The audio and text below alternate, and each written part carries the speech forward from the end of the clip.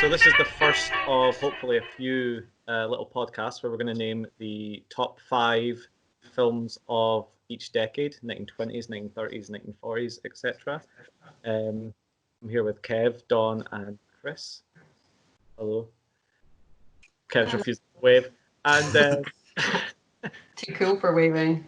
And yeah, we're going to start with the 1920s. We're going to go through a top 5, which we've heavily debated, and in the end, hopefully come to a decision on what we think was the best film of the 1920s. To start this hopefully whole thing, being the operative word there.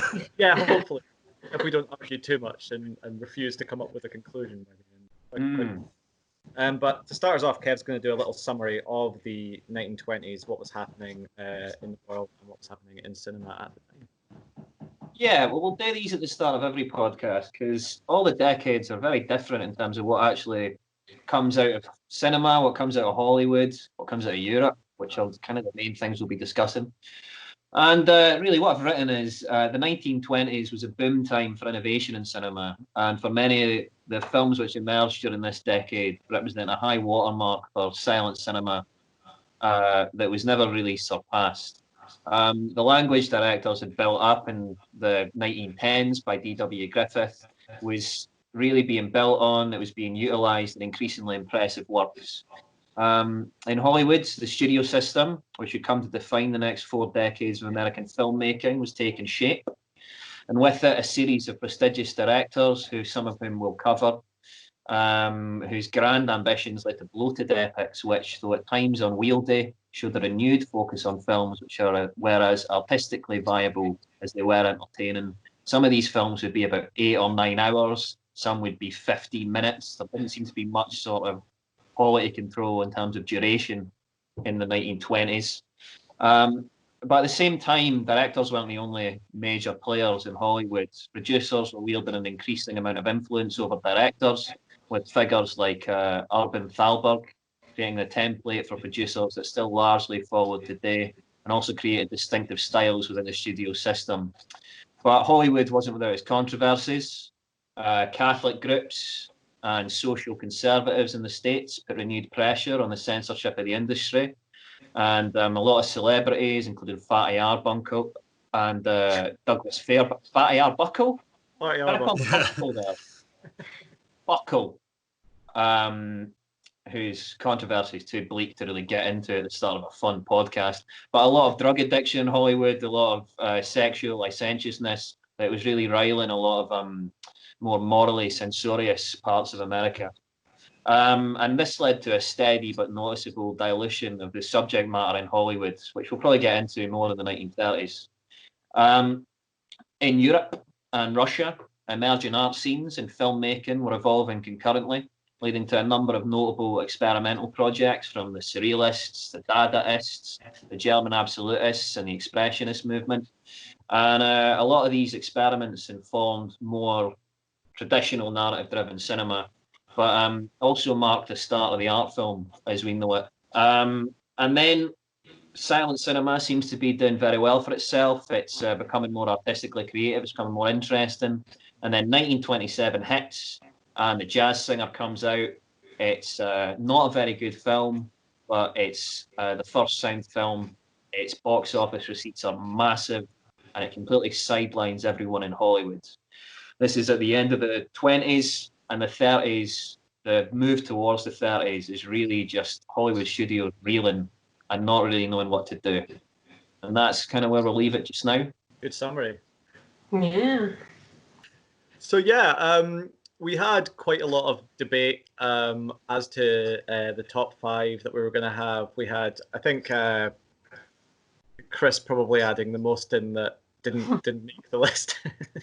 Yeah. Well, that's because the majority of the films that I like in the 20s are quite obscure, because a large part of my past 5 years has been spent watching huge amounts of films from the 1920s which have no traction in like public consciousness at all. So I've seen like hundreds of films which one set of them I had to buy on a box set that was £100, and even my university wouldn't buy them because nobody else wants to watch them at all. So I can provide a huge list to go along with this. Maybe I'll put like a PDF document on Google Drive to go along with this, with a whole bunch of very obscure 1920s films, which I think are very good, but which did not get included. Hope you don't like that PDF, to be honest with you. I'd be interested in that. Send that over to me. I'll Yeah, watch that. no, really, I would. But yeah, we came up with a top five. I guess we can start with Sherlock Jr., which quite a lot of people have probably seen.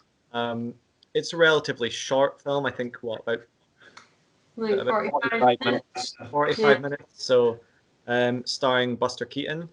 I think that was one of the ones we all sort of kind of agreed on as we started Yeah. the films, wasn't it? Oh, yes. Yeah, I hadn't seen it for a while, but I gave it a little rewatch. Yeah. It was kind of better than I remembered it being. Yeah, I think for what it's trying to do as a relatively short film, telling a story in a very short 45 minutes for a feature is an incredibly short amount of time. I think it's almost perfect for what it's doing, really. Does someone want to go into the story? What it's about? Yeah. Who's seen it most recently? I've seen it like maybe quite recently. I'm very bad at describing things. Well, so very- essentially, Buster Keaton plays.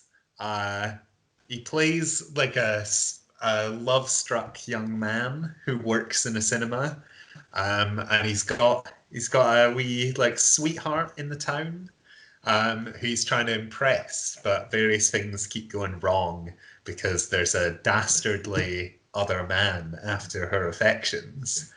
And the majority of the film is actually not spent looking at this. A lot of it is spent in a part where he falls asleep in the cinema and dreams about what's going on inside the film. And then there's like an extended chase. Buster Keaton's kind of known for really extreme stunts because he grew up in the circus, and all his films are filled with really like incredibly dangerous stunts that I do not understand how he did not die during any of them. Although I think in some of them he like breaks his bones. Yeah, I don't think there's. I think he broke his collarbone.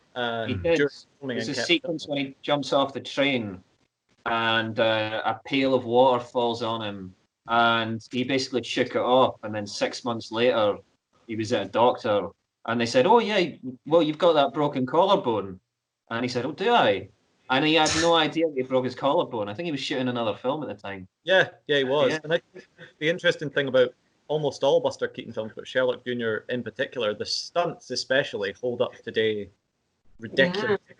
Well, I was watching today a film from the 1960s with Buster Keaton in it, and it was an advert for Canada. And it was they'd hired him as an old man to go around and do kind of like Keaton-esque wacky stuff round about. And obviously he was an old man, so he couldn't do the same kind of stunts. But also it was incredibly safe, everything that he did. And I assume that is partly because he was ancient, and partly because I do not believe that Buster Keaton probably should have been allowed to do the stunts that are in his films. I mean, I suppose it's his own life that he's taken in his hands, but I feel like it was far too dangerous for anyone to actually do. Well, some of them were incredibly dangerous, but obviously Yeah. health and safety standards were completely different. Nowadays you'd have, a double and a treble and about 9 other people doing your stuff for you, but I think he did every single one himself, didn't he? So and there's no CG. It's all very practical and all finding ways and solutions. So that kind of makes it more amazing. And it's also, I think we should add, it's also a hilarious film. Like there's so many. I find it interesting. A lot of people, critics at the time, hated it. It wasn't a successful Buster Keaton film. It was seen as a bit naff, a bit old hat. The things that it's praised for now, which we'll probably discuss in like a minute, is its self-reflexivity, how interesting it is that it's commenting on cinema at a time when that wasn't really happening. Critics weren't impressed at all. They hated it. But no, that's weird because it's funny. The stunts are incredibly impressive. But I think it's things like there's a sequence where he's looking for a dollar bill at the start of the film, and then he keeps losing the dollar bill and he keeps giving it back, and that's an old vaudeville routine. There's a lot of old vaudeville routines that he's sort of recycling that I think critics were bored of, and that now seem quite fresh and just genuinely funny. Yeah.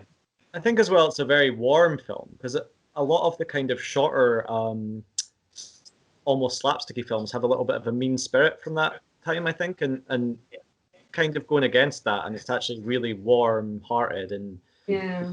My favorite Buster Keaton film is probably one of, I can't remember, I think it's called Convict 17, Convict something, and it has a sequence where they try and hang him, and then he starts bouncing up and down on the rope, and I find that very funny, but it is incredibly dark and quite sort of, I don't know, mean-spirited, which you don't get any jokes like that in Sherlock Jr., but it's possibly all the better for it. yeah. I don't think you could sit for like 45 minutes filled with like sort of capital punishment jokes. No, and I think what Keaton did incredibly well was he played the everyman, didn't he? And you could associate with him, even though he was doing all these incredible stunts and all this terrible stuff was happening to him. You still kind of felt like he was a person you could sort of meet, and all these things were, happening to him. And I sort of think he felt like someone you might know, and I think that's not necessarily as common in the 20s and 30s. But Keaton's probably a step above for that. Yeah, I think I found the character really charming in it, more than a lot of other films at the time I've seen. I was like, yeah, I'd like to hang out with him. Seems nice that, like, we were debating during compiling this list, Harold Lloyd, Charlie Chaplin. I'm not going to get into my opinions on Harold Lloyd, but and Buster Keaton. And when you think about those three, like the big hitters of comedy back then, Harold Lloyd's very waspish. Even when he's playing the downtrodden guy, you don't quite believe it. You don't really buy into it. Charlie Chaplin's more of a cartoon figure. And then you've got Buster Keaton, who comes across, he does have that nice middle ground. He seems more accessible. And because he looks really deadpan and miserable all the time, it's maybe because I'm a miserable bastard, I can really key into that. But you feel more at home with him when he's doing his stunts. Yeah, he's not like because he's almost like a blank slate with how he's generally just sort of mildly depressed deadpan. So he doesn't feel like a cartoon character. And I think that nowadays it's especially hard to sometimes watch silent films where people are doing a different style of acting than what we're used to. And so even with someone like Chaplin, who still really respected some of his expressions, you're like, oh, that's a bit much. Whereas like Buster Keaton has really stood the test of time by basically being very minimalist with his performance. Why do we all love Sherlock Jr. then? I think for me, it's that it has a lot of heart. That I think that Buster Keaton is an incredibly likable character in it. I think it comments on cinema in a way that wasn't done at the time, particularly. And I think it's also incredibly hilarious. So I don't think you can ask for much more than that within 45 minutes, really. Yeah, it's pretty much perfect for what it's trying to do. I really liked all the scenes about cinema, and the pacing was really good, the timing, editing. Yeah. I think I could kind of sum it up with one scene that I really like, which is just when he goes into this, like into the cinema to begin with, and then he falls asleep, and then he sort of wanders into the screen, and then they start cutting between different locations, and in each one, say there's like one where he's like falling off a cliff, and like one where he like lands in a puddle or something like that, and there's just all these kind of like wacky things that happen to him that we all know are cuts. And it's like a lot of my research has been done looking at sort of the growth of silent films, and a lot of them are quite self-reflective, but in a way where they show off their tricks, but they don't have a kind of cheeky sense of humor about them. Yeah, it's just a big injection of joy, isn't it, Sherlock Junior? It's lovely. It's and we were debating whether or not to have the General or Sherlock Junior in, and Sherlock Junior feels so compact and so tight, and I think it's telling that in the 1920s that we've basically got two films in here that are under an hour, and we probably won't have that again in this list. And it's so Buster Keaton knew exactly how to make a short film. And that seems like an art that's a bit lost nowadays. But this is, perfect. Perfectly constructed decent cinema. Beautiful. I would agree completely. So on that note, sorry. I was just going to say, I was wondering what it would be like if it was longer. Do you think it would be like... It'd be like The General, where it's like The General is not very touching, at least to me, as much as Sherlock Jr., because it's like there's too much of the same joke, and it's really impressive, but it's not like what Kev said, it's really tight. Like there's nothing in Sherlock Jr. which doesn't need to be there. There's a lot in The General where it's like it's Buster Keaton showing off, and it's impressive, but it doesn't touch your heart in the way that Sherlock Jr. does. Well, Don, if you're looking at it, because Don's background is an editor, if you're looking at it from an editor's perspective, it must be almost a complete and utter joy, considering it's so concise, so compact, and so it still manages to make you feel something, like you're saying. It's quite impressive. Yeah. So on the back of Sherlock Jr., should we move to the one that's least like Sherlock Jr.? So Nosferatu. All right. Well, again, we went through a number of films, and the second one we settled on for our top 5 was Nosferatu. So if anybody wants to summarize the plot of Nosferatu, then go ahead. I will. It is Dracula. It is a plot down Dracula. And it was famously... What are you talking about? Maybe not so famously It's now. not Dracula at all. It's about a vampire called Count Orlok, Kev. There's nothing to do with Dracula in this movie at all. So it was famously banned from a lot of places. I'm not sure if it was banned worldwide or not, but there was a lot of copyright issues because it is the biggest Dracula ripoff in the world. Yeah, so they were sued by the Stoker family and the studio plus. Yeah. But the fact that it's a plagiarist's wet dream doesn't make it any less of a great film. It's I think it's one of my favourite silent films. It's a little too easy to parody nowadays, so some of it feels ridiculous just because time is worn on. But it's so inventive, and clearly was much more inventive for its time as well. And doesn't a lot of the German expressionist stuff, which this is, feels like it's pushing the art style a lot more than it's pushing the narrative. And this feels like it has a balance between the narrative and the art style.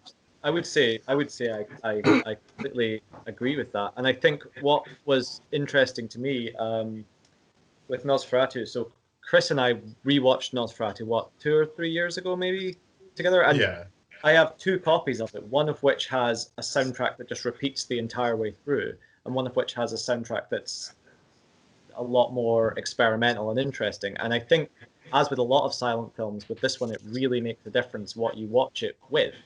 So if you're going to watch it, I would always recommend getting a copy that has a proper orchestral soundtrack or a proper soundtrack that's been composed for the film, because there are a lot of DVD versions of, I think, of all the top 5 we've listed, probably Nosferatu the most, that it really does make a difference, because it can become quite tedious, the soundtrack that isn't made for the film. That's what I would say. Yeah, before anyone listens to this and goes, "Oh, I hated that film. It was really, really irritating." That may be partly down to it. Sorry, Tom. Oh, that's all right. I was just going to say I watched it on YouTube recently, and I'm pretty sure it was the right soundtrack. I don't remember it repeating, so yeah, I think it's safe to watch on YouTube. Yeah, so the version I have, it cost me £1. So that's why it's the repeating sound. Yeah, I think there's a BFI version, isn't there? Mm-hmm. Yeah, I think there's now, because obviously I think there's so many versions floating about now, because I think for a long time, from what I remember reading about it, I think every copy of it got destroyed except for one distribution copy that had still existed, had already been floated around Europe. So I think that version has basically been pirated and used so many times now that there's obviously thousands of versions of the same film existing. But I would say by today's standards, it's not scary, Nosferatu, but it is still haunting. Yeah, And I would it's really say creepy. it's creepy and it stays in your mind. I don't think it, if you're used to watching conventional horror films, I don't think that that's what you're going to get from this. But you are going to get haunting, kind of poetic and very dark film. So if that's I think it's quite creepy. The opening is quite creepy, and the strange color tints. I feel this with a lot of silent films that are sort of gothic horror. Is that like the tinting and the kind of expressive acting of silent films adds to it and gives you a little strange feeling right in your tummy. Yeah. It's sort of this is where feels strange. It's not like a horror film in the modern sense. You're right, because a modern horror film likes to push things in your face, whereas this just creeps inside you and makes you just feel a little uneasy for a long time. And then there's some stupid bit of makeup that lightens the mood. Or he runs about with a coffin near the end. That looks stupid. But like the rest of it's like genuinely makes me a little uneasy and yeah. Yeah, this is where I slightly I come down on the other side of what you said earlier when you said, I actually completely agree when you said that this film, a lot of the German expressionist stuff is more interested in the style than the narrative. And I come down slightly on the other side of, I think that this was my compromise film on the list because I'm a big fan of various German expressionist films. I actually, when we were coming up with our shortlist, suggested The Last Laugh, which is another Murnau film. And I think that a lot of them, like, say, Last Laugh, or say another one that I really like is called Dr. Mabuse. And there's a lot of, if you're a modern nitpicky viewer, there's a lot of things that don't make any sense. And a lot of it actually is entirely based on the atmosphere rather than the plot, which I think in a movie like Nosferatu works perfectly. And in the other ones, I prefer it. But even in this one, I think it really works very well, where it's like, it creates a creepy atmosphere and it's almost like it doesn't really matter what's happening in a sense. It's just like, here are, like, it's like you're going into a horrifying dream and you're like, all these characters have kind of strange motivations, which if you've read Dracula, you're like, yes, I completely understand why this person's doing this and this person's doing this. But they're all just these sort of strange figures who are all like, it's like they're, I don't know, like they're just sort of like representations of different feelings.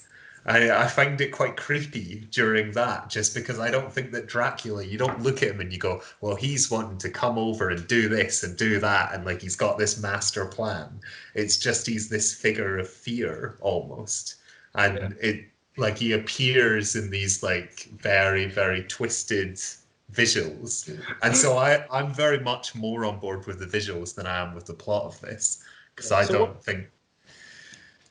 One thing I would say is I kind of agree with Kev that it does, which probably will stop it being, one of the top two for me, is that, towards the end it does get a bit silly. Some of the lugging a coffin about stuff I could do without it.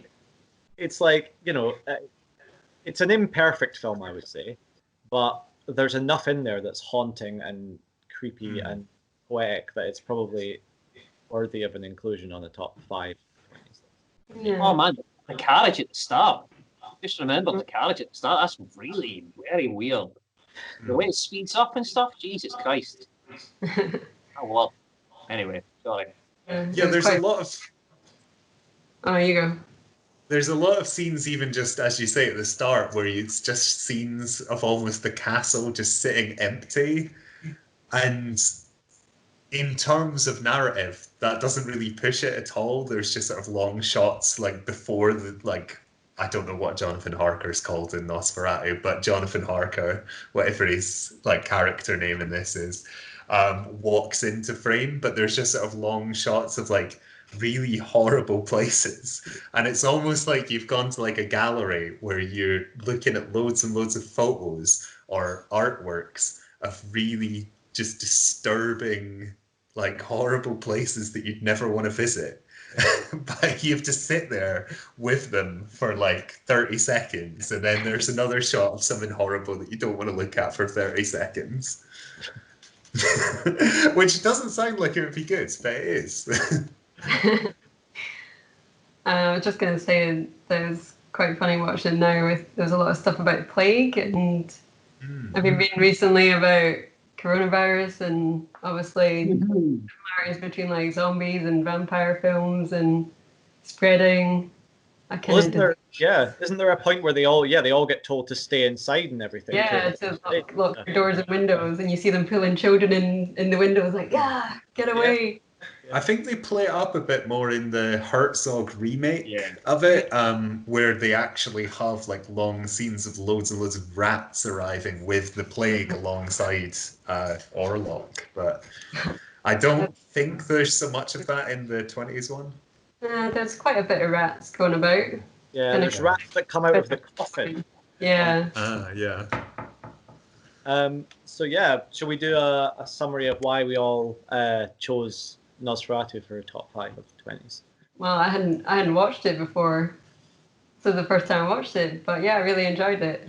It was really creepy and atmospheric.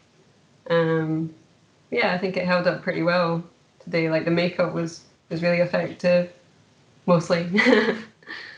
Yeah, solid.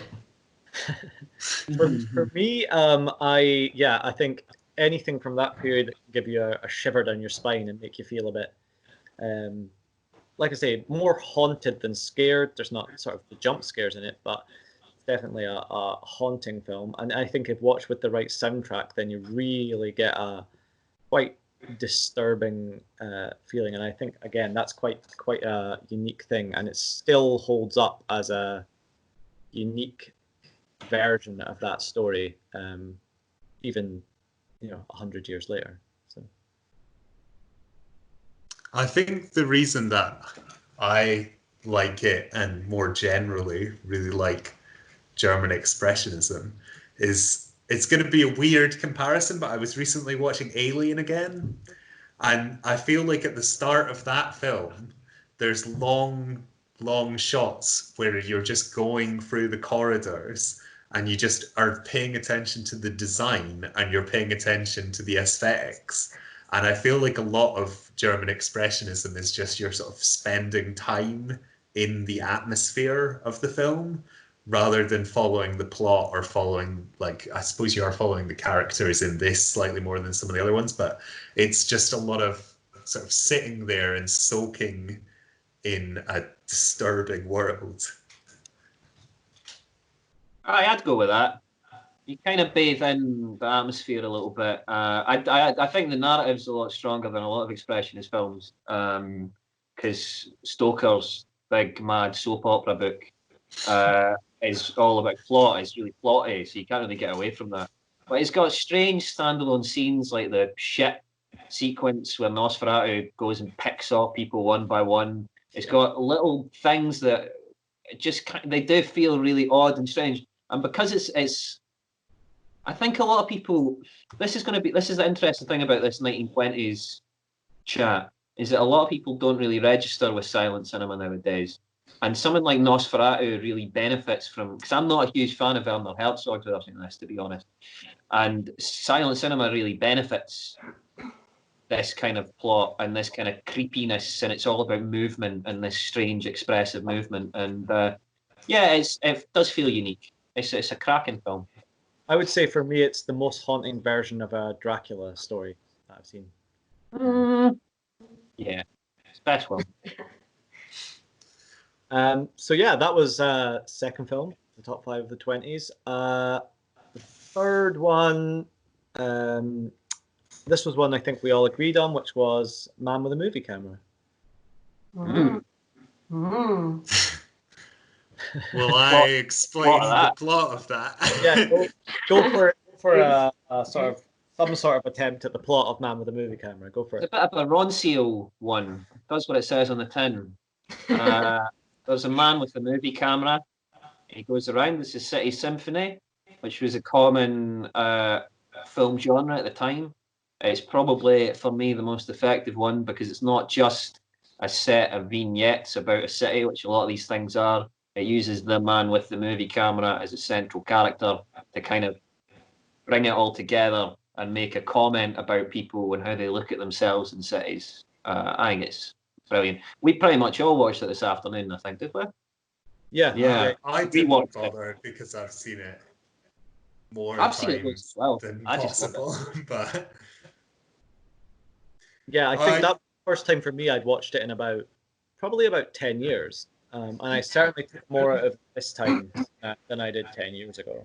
And I think, again, I watched it with the cinematic orchestra soundtrack, and that made a huge difference to me.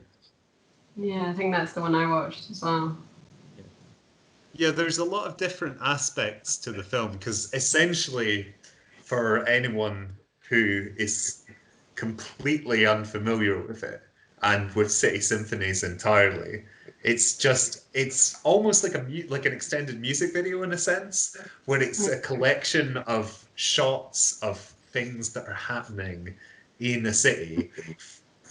For the first sort of 2/3, it's generally following the day of a city, where it's like they wake up and then they start getting up and they start, like, some parts they go to the beach, like if it's their day off, you just see loads of different people doing stuff. And then as it goes along, there gets more and more, as Kev says, of the man with the movie camera. And towards the end, it almost entirely focuses on how the film itself is made, but there's no characters at all. And so I think it really does, you get loads of different things from depending on which soundtrack you listen to. Because one of my favorites is there's a Michael Nyman soundtrack to it, which provides a huge sense of energy. And then the whole film, it's cut really quickly. And so that syncs up with the soundtrack, and you feel as though, oh, this day is the most exciting day ever. Like, I love living in a city. It's great. But then I think the one you listen to is a bit sort of slower and creepier and sort of more orchestral. So it's almost like you're kind of sitting there and enjoying the day a bit more rather than like bursting through it with like loads of speed. I think that's kind of true to an extent. When I watched it this afternoon, what I kind of messaged you guys, and I was finding it very, very hypnotic. And you could just kind of sit back and relax and kind of enjoy the day passing by and enjoy all these, like, because I also think what it's really important to say is it's an incredibly innovative film for the 20s and still kind of holds up today as an innovative film. And you can see the influence in filmmaking techniques, especially, that Man with a Movie Camera has had on pretty much every decade since, in especially cutting techniques and editing. It was kind of it was directed by Ziga Vertov, and he was part of a much wider experimental group in Russia. And it's interesting that because Eisenstein's in there, and they were influenced by Eisenstein, and that whole kind of movement's basically shaped filmmaking ultimately. But there's some mad techniques in there. There's some really interesting, just looking stuff, and you get really surprised by it. There's a scene quite near the end. There's I think it's about in the middle, and it's just mainly about women working, and there's women on phone lines, and they're moving all their phone lines around, and then they're on a loom, and it's all kinetic, and it's all about this kineticism and like the movement of the city mirrors the movement of your job and the movement of the beach, and it's all about movement, and it's just, oh god, isn't movement amazing? And it's someone so excited by making films and the life of a city and how they can just use it. And it's I think a lot of these films are just about the joy of making stuff, really. Like Nosferatu is about the joy of atmosphere, and Sherlock Jr. is about the joy of cinema. And this is about the joy of making films as well, partly. And about how brilliant Russia is as well, of course. I've done a lot of research into Dziga Vertov, and the majority of his films and the Kino eyes, who were a group of filmmakers who worked with him, who you see during this film. You see the editor, you see the cameramen, you see absolutely everyone who's involved in the making of the film, like, appear in it. And what they were really interested in, which I think is why we didn't pick any Eisenstein films for this, because none of us really cared about them, because they come across very much like propaganda. They're like, look at the great achievements of the Russian Revolution, but there's no kind of heart to them. Whereas reading the sort of writings behind this film, a lot of what Vertov and his compatriots were trying to do was they were trying to show that they were workers like everybody else, and they enjoyed working. And so it's kind of like saying, enjoy your life, enjoy what you're producing for society. And so the whole film is trying to compare. You see people working in the mills and then going out afterwards to go and have fun on the beach or like do some sports, and they're trying to compare them making films and the fun and the experimentation there with the work that everybody else does. And so I think it makes filmmaking quite relatable in a way, which I don't think that, say, that's why we don't have any Eisenstein on here, because I think he sits above you and goes, listen to me, I've got a lesson to tell you about how great the Potemkin revolt was. And then you go, oh, right, okay, Dad. It does feel like people doing a job, and it looks like a craft. But it makes everything feel like a big burst of joy. And then everyone doing sports, and then it's got this sort of voyeuristic element to it of you feeling a bit weird of looking at some people that are muscular. And then it says, oh, that's okay, we're all doing it. And it's a very relatable thing. The camera eye's like really weird and voyeuristic. It seems to sort of prefigure that a lot as well. Yeah. And a little stop motion as well. A little stop motion camera. Yeah. Just great. Definitely. I feel very sad. We've all made films in some context or other. Do you think that's why we like Man with a Movie Camera? Probably does. Is it a film person's film?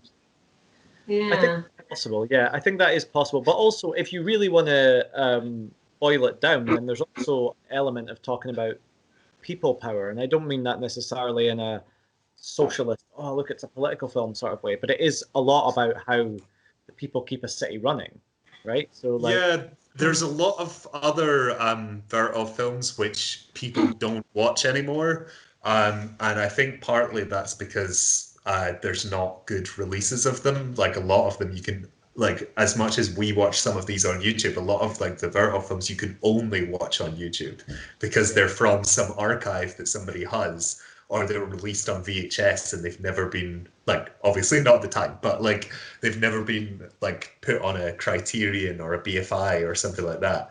And a lot of them, I think a lot of them people aren't interested in as well, because they are about, say there's one about the 11 years from the Russian Revolution till 1928. And then there's one about other sort of Soviet achievements, and they're all about things like that. There's one about like showing all the different parts of Russia, which are very much rooted in the time. Whereas this, it is, as you say, it's about sort of people, and it's about, I think actually it's a little bit about like you get to see behind the curtain and you go, that's how films are made. Even if you don't make films, you'd probably find it interesting. But I think it's the one which transcends the Soviet setting of them, which is why I think people are still interested, and it's less sort of bound than some of the other films which Vertov made. I mean, it still is propaganda. But it's such a light touch that you don't really notice that you're being propagandaed at. I mean, even like the most recent example of a city symphony, this occurred to me. The one that I'm aware of anyway, is from Scotland with Love, which was the King Creosote sort of a set of music videos, but all based around Scottish stock footage and archive footage. And that's kind of got the same idea. And I think if you focus on like working class life, Man with a Movie Camera is still having an influence on filmmakers from, 30s, 40s, 50s, all the way up to now. And that's not just in filmmaking techniques, but that's in the way you're telling a story and the way you're looking at a city. So I think that's really important. And that's, there's nothing. I think this is why the 20s are so interesting, is the fact that like all the examples that we can bring up of things which are like this film now are not hugely popular. Like there are things which probably a lot of people like, but like they're not like things which would be known to anyone. Whereas I feel like this and Nosferatu and some of the other things we're going to bring up, they're like strange, like almost avant-garde films in a way. But people, like anyone off the street, like this film is made for just like normal working people. And it isn't supposed to be in a gallery. It's supposed to be you just go along and you see yourself having fun. And I think that's why the 20s are so interesting, is that I think they're the most experimental decade for at least the mainstream. And I think what reminded me most of was that Koyana Squatsi. Has anyone seen that one? No, I don't think so. The one, like documentary from the 80s. And it's got the Philip Glass soundtrack. Yeah, sorry, I just didn't know how you how you pronounce that. Yeah, just because it has so much speed up people and life all around the world, though, instead of just specifically in Russia. Be a good companion piece to watch them together, I think. Absolutely. Yeah. So I would say we've pretty much summed up why we think that film should be in the top 5. The next one we had that made our top 5 list was Passion of Joan of Arc. So this was, I think, one that we all... Was it? I can't remember if it was up for debate or whether it was a universal agreement. I love it. Amazing. Yeah, I rewatched it today, and I really did think it was brilliant. So it was the first time again I'd seen it in a long time. Do you want to sum it up, Joel?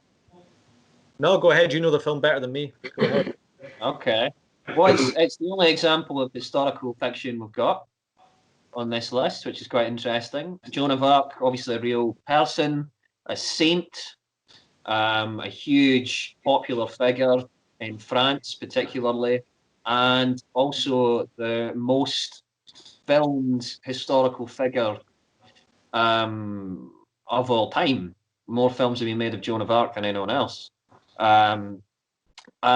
She was, this Passion of Joan of Arc basically begins with her capture, with her unfair trial, and then with her torture and with her eventual burning at a stake. So it's a fun date movie.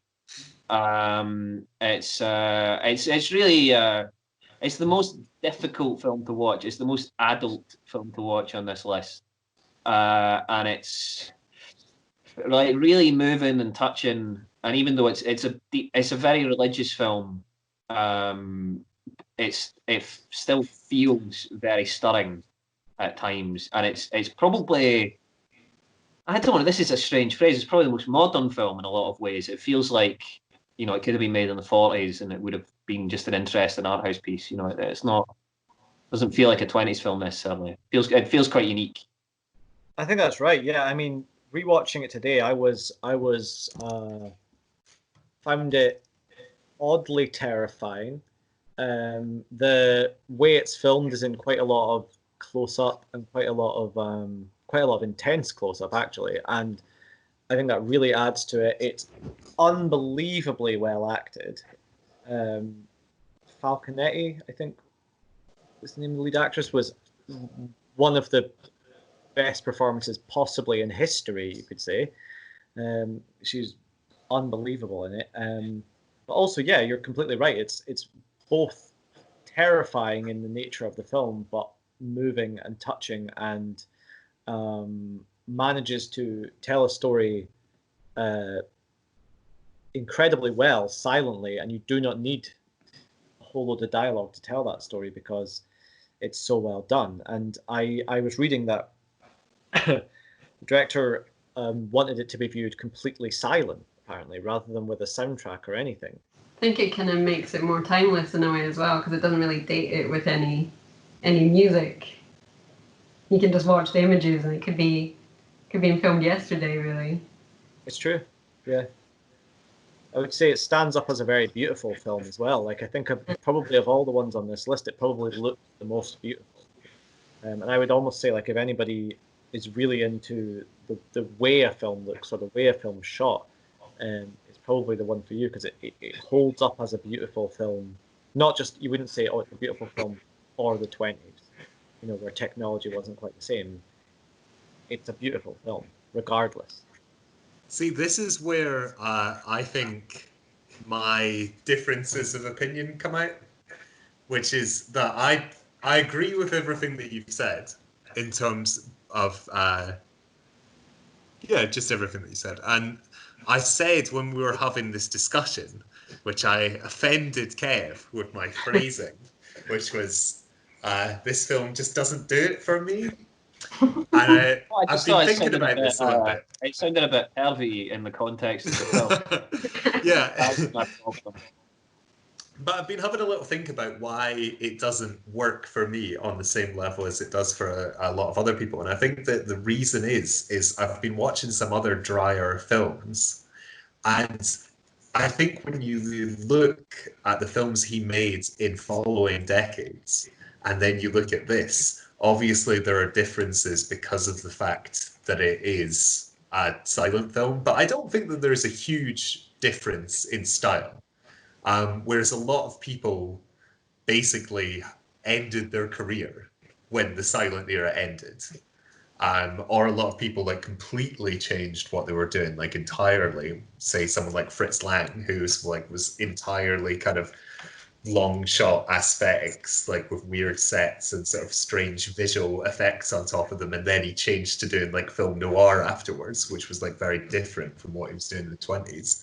And I feel like why I don't like it is that I really love the aesthetic of the 20s. And I think that Passion of Joan of Arc is what you've said. I think it is a more modern film. And I think that it has this like look to it that is what cinema became after the 20s in a sense. Like, it is quite a unique film on its own rights, but it has like, it's almost like very forward thinking in a way. And so for me, I'm like, oh, I really love the look of these films, which I think is a path that cinema didn't go down. And people would probably go, oh, the films you like the most on here are probably like the most dated out of them. I think you're right. I think that if you look at Nosferatu and Sherlock Jr. and Man with a Movie Camera, they're really overloaded with ideas, and that's really visually exciting, and they've got a lot of flair about them. And Passion of Joan of Arc is really stark and ominous looking, and it's about one frame, like one thing in the frame, and then loads of negative white space, and that is more modern. That's sort of Bergmanish. Yeah, because if you look at something like Ordet or Ordet, I don't know how you pronounce it, but like, which is something dry. Yeah, Dry did like. I think it's Ort. I think that's how you pronounce it. Yeah. But if you look at that, like, that's very similar in a lot of kind of the starkness, and that's made like 20 years later, like 30 years later almost. I don't think it's necessarily fair to say that his visual style doesn't change or evolve at any point, because he makes a chamber drama. His last film's Gertrude, which is a really slow chamber drama. That's very different to it's like similar to Barry Lyndon or something. But it stands alone. I think that makes it interesting though, as a silent film, because it doesn't feel like anything else. No, I agree. I haven't seen anything else from the 20s that's really anything like that, actually. I think that it's the silent film for people who love later art film. Like, say you're a big Bergman fan, Kev, and so I'm like, this is the silent film for if you're like a Bergman fan. No, because that implies that it wasn't. work as a silent film. And the thing is that it uses the physiognomy of the characters, like the actual visual look of the characters, to convey a lot. The acting is still incredibly expressive. A lot of the camera movement and the cutting still work to create an expressive environment. So it works entirely as a silent film. I was saying does feel very Scandic, doesn't it? Got Yeah. that light to it and airiness, and Yeah. it's very elegant. And the camera movements they felt really ahead of their time. They're like so graceful. You hardly notice the camera's there. I think that it looks a lot better than some of the early 30s films because you can do things that you couldn't then. Yeah, I think just to sum up for me, certainly, it in a lot of ways was the film that affected me most from this list. Now, I wouldn't necessarily say that makes it my favorite or the best one, but I would say it's the most emotionally effective. Also, I think it looks like unbelievably beautiful and would hold up against film. I would put it up against films from almost any decade and say it probably looks better. The performances hold up incredibly well as well. Again, like I said before, I would put the lead performance as certainly one of the best performances of that era. And I think it's so ahead of its time that you have to give it the credit as one of the best films of that decade. So that's why I'm saying I think it deserves to be on this list. It just isn't for me personally. Fair enough. Does Dylan or Kev have anything to add to that? I think we've said it all. I think I'm happy. I think it's one of the best films ever made, not just of this decade. It's one of my favourite films ever. I think it's timeless. Okay. I'd look because I do love the Bergman films. I'll probably be making a very strong argument for them later on. That what you were saying, Don, that sort of really sleek, elegant, sort of minimalist, austere look that Passion of Joan of Arc does. It's really that Scandinavian vibe. It really sits well with me. And I like a good grueling film as well. Again, I'm a right miserable bastard, and I enjoy being tortured for an hour and a half and being fucking unpleasant, and like my stomach's just like I might have some sort of ulcer after a film's finished. And that's like this is the first film. This is the earliest film that really genuinely does that for me. It makes me feel so unpleasant, like there's venom in my veins. Beautiful. I love it. I was gonna say, remember you were saying about how it was lost? For a while. Was it not found in a wardrobe or something? It was found in a wardrobe in a hospital, I think. It was a mental asylum, yeah. It was a mental asylum, yeah. And it was restored, but no, there wasn't a print available for a lot of decades, which is, it's a shame. Yeah, on from Passion of Joan of Arc, could we go on to tonally about as different as we could go if we go on to The Gold Rush, which is a Chaplin film. So, does anyone want to summarise The Gold Rush? Well, I'm the guy who seems to be summarising things just now, so I'll do that. So Chaplin plays a very inept gold digger. Oh, sorry, I just got a watch that message. Chaplin plays a very inept gold digger. He almost starves to death. There are a number of misunderstandings throughout the rest of the plot, and it is very emotional and sentimental, as all of Chaplin's stuff is. That sum it up? That's a pretty accurate summary. A summary of almost every Chaplin film. Yeah. What do we think? What do you think, Don? I just watched it for the first time recently. I don't know if I'm like the biggest Chaplin fan, but I don't really know why. I don't really find him as funny. I think maybe a lot of things have kind of been done later that I'm more familiar with, so it's not really, the jokes don't feel new to me. Sorry, hold on one sec. Chris, what the hell is going on? I was just cleaning the screen. Right, well, because I was speaking, all you could hear was... No, I had loads of dust on my screen, so I wanted to see Dawn better. Yeah, I think because I'd recently rewatched Benny and June, and it has the bit with the bread rolls in there, so it kind of just made me think of Johnny Depp, and then I was annoyed. I was thinking about that. So maybe that ruined it a little for me. I really enjoyed the bit where he was dressed as a chicken, though. I thought that was really funny. That was my favourite bit. Maybe more because it was slightly more surreal and strange. The rest feels a bit safe. Do you think Chaplin's sentimentality maybe isn't for you necessarily? Because like you're maybe more like drawn to maybe more deadpan or more like I don't know, more of like the Harold Lloyd style maybe, but like Chaplin's obviously always quite sentimental. Yeah. I mean, I did like that as well. Like, I think maybe I wanted more. Yeah, maybe it felt a bit uneven to me. It was either being funny or sentimental. It was never kind of had the both working well together for me. Mm. Yeah, could have been smoother transition between the two. You have Chicken, you're like really sad when he's at New Year and he's lonely. I want both together. I want chickens and sadness. Chickens and sadness. Yeah, I thought there was a really good use of animals throughout. Some good dogs, and there's a bear as well. There is a bear, yeah. Yeah, and donkey. Yeah. Mm. Yeah. So, well done on that, Chaplin. Loves an animal. He loves an animal. Yeah. City Lights, there's a whole dog whistle joke, and he gets a dog whistle. You'd love this, Don.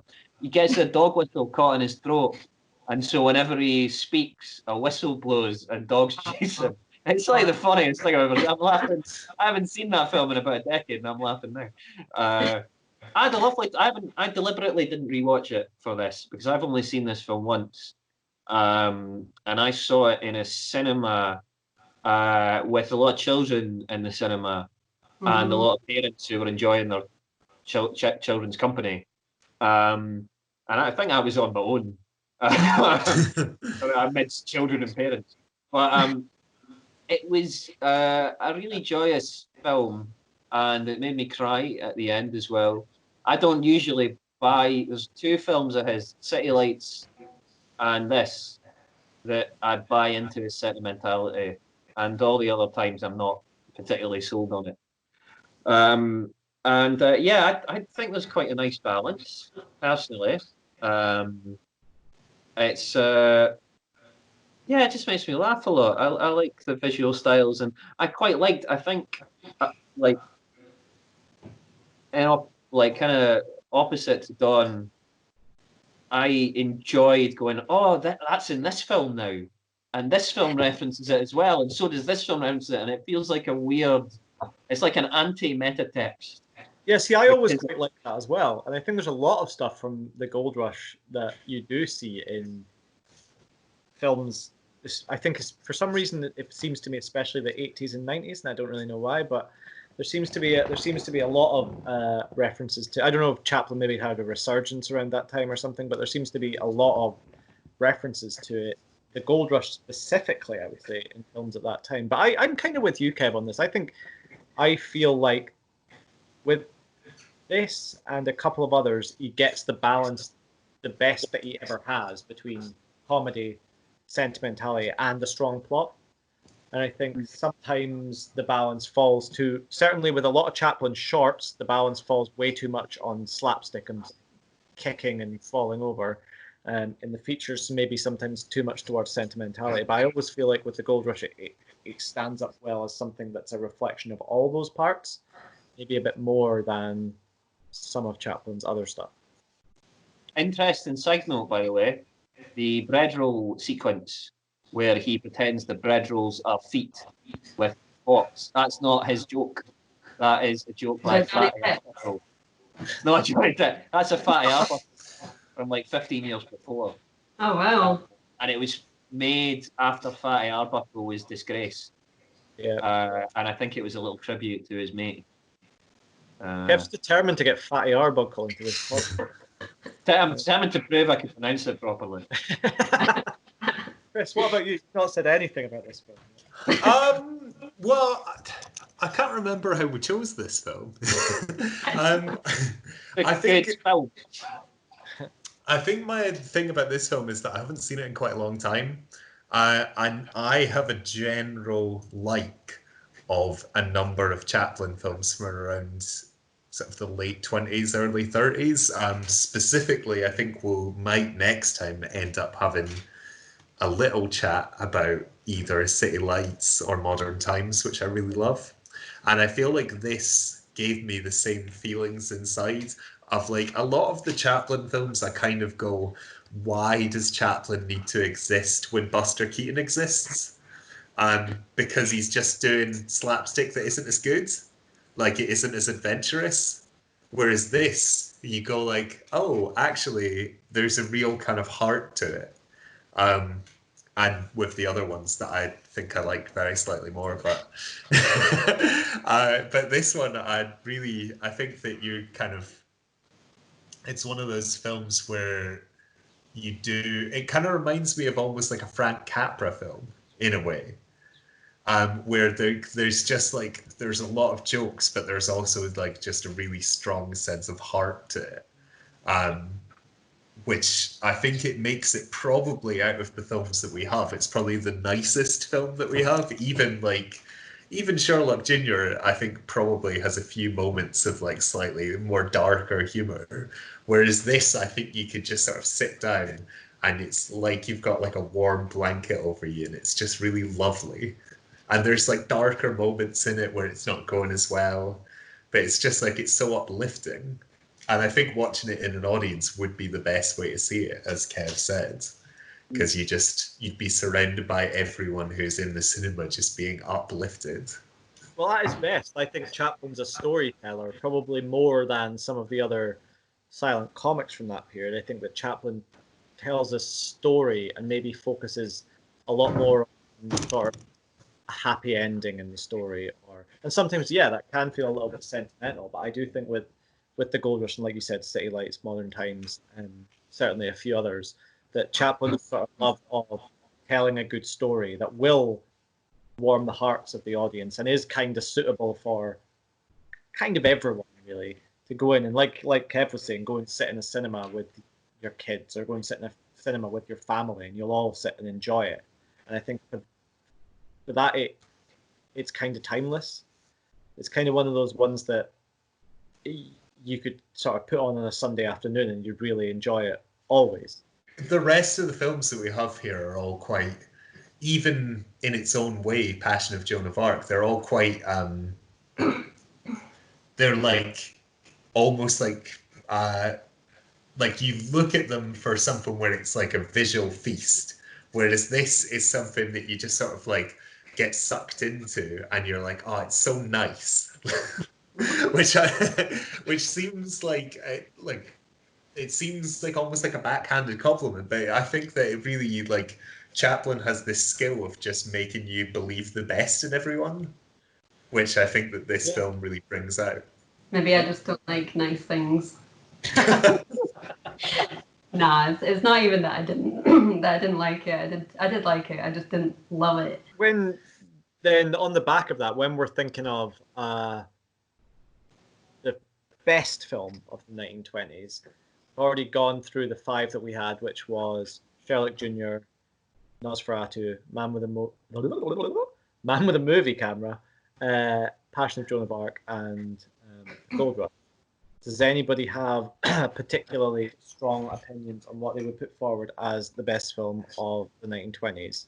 Well, I suspect that it'll end up being you and Don who get the deciding votes, as I suspect that me and Kev have placed our camps quite securely on 2 of the films. So I think you and Don will probably be the ones to decide how the vote goes down. Well, all right. Well, Kev put his hand up very politely there on the video, so go for it, Kev. Chris spoke over me. Chris was impolite. Passion of Joan of Arc. It's my favourite film of most times. Not of all time. It's up there, definitely. I think it's a amazingly put together film that is emotive and horrifying at the same time. And go on then, Chris. Let's see, because if it's going to be Don and I that have the casting votes, let's leave us till last then.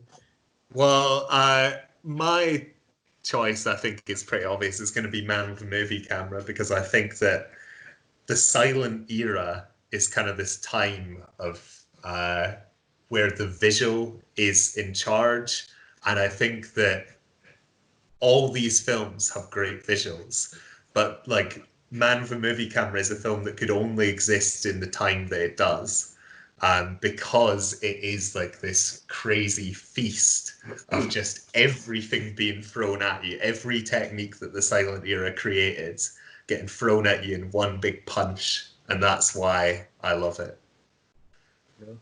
Don, what about you? Oh, it's tricky. And you're not allowed to choose safety last, Don. No. Well, I guess Passion of Joan of Arc was the only one I didn't manage to rewatch, but I kind of started watching it, and I think I remember enough about it to know that I would maybe slightly prefer it to Man with a Movie Camera. But then maybe I'd just say Sherlock Jr. I don't know. It's the one I enjoyed the most on the rewatch, I think. Oh, and then you would have the casting. Well, for for me, it would be it really would be between Sherlock Jr. and Passion of Joan of Arc. Man with a Movie Camera just below, but it would be between those two. It's a difficult one because they're so dissimilar that I mean, for me, what would I rather watch again? Sherlock Jr. Passion of Joan of Arc as a film is amazing and outstanding, and represents so many of the things that we see in cinema today. But if I'm pushed, I'm probably going Sherlock Jr. So it's the film I would. It's the film I would. Is it the best made film of the 20s? Probably not. Is it the film I would like? That's to Man with a Movie Camera. Well, possibly. Man with a Movie Camera, maybe the most influential, but the one I would probably choose to watch over and over and over again, and have done in my life, is Sherlock Jr. So I probably can't see past that. And I don't think that would necessarily insult anyone, of all of us, really, because we all really like that, right? I mean, I'm very angry right now, but I'll accept the defeat gracefully. I will accept it because you didn't say Passion of Joan of Arc. So, like, Sherlock Jr., great answer, Joel. If I was going to lose, I'd rather not lose to Kev.